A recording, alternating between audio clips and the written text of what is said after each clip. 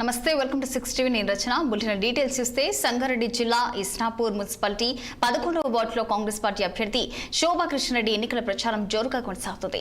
ఇస్నాపూర్ గ్రామంలో టీచర్గా, సామాజిక సేవకురాలిగా, ఎంపీటీసీగా, ఉప సర్పంచ్గా ప్రజలకు అనేక సేవలు అందిస్తున్నట్లు ఆమె తెలిపారు. ఇక తాను చేసిన అభివృద్ధి పనులే తనను గెలిపిస్తాయని, ప్రజల ఆశీస్సులే తన బలమని ఆమె ధీమా వ్యక్తం చేశారు. ఎవరన్నీ కుట్రలు పన్నినా, ఎన్ని విష ప్రచారాలు చేసినా ప్రజల మద్దతు తనకే ఉంటుందని అభ్యర్థి శోభా కృష్ణారెడ్డి స్పష్టం చేశారు. టీఆర్ఎస్ పార్టీ నుండి చాలా ఇబ్బందులు ఎదుర్కొంటున్నాను.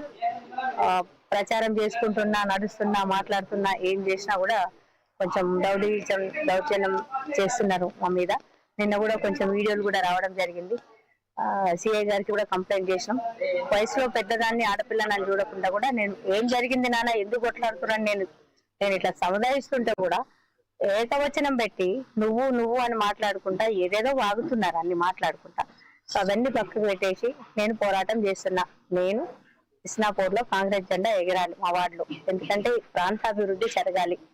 రోడ్లు, డ్రైనేజీలు, వాటర్, ఎలక్ట్రిసిటీ, ఇవి ప్రాంతీయ అభివృద్ధి.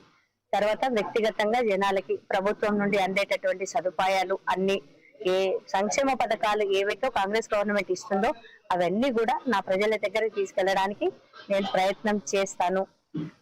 మరి ఇంకోటి ఏంటి, ఇండివిజువల్ గా అంటే నా వార్డులో ఉండే ప్రజలకి ప్రత్యేకంగా ఒక హెల్త్ ఇన్సూరెన్స్ అనేది చేయబోతున్నాను. ఎందుకంటే అందరికీ కూడా కొంతమందికి రేషన్ కార్డులు లేనందువల్ల ఆరోగ్యశ్రీలు రావట్లేదు. దానివల్ల ఇబ్బంది పడుతున్నారు జనాలు. సో వాళ్ళకి కొంచెం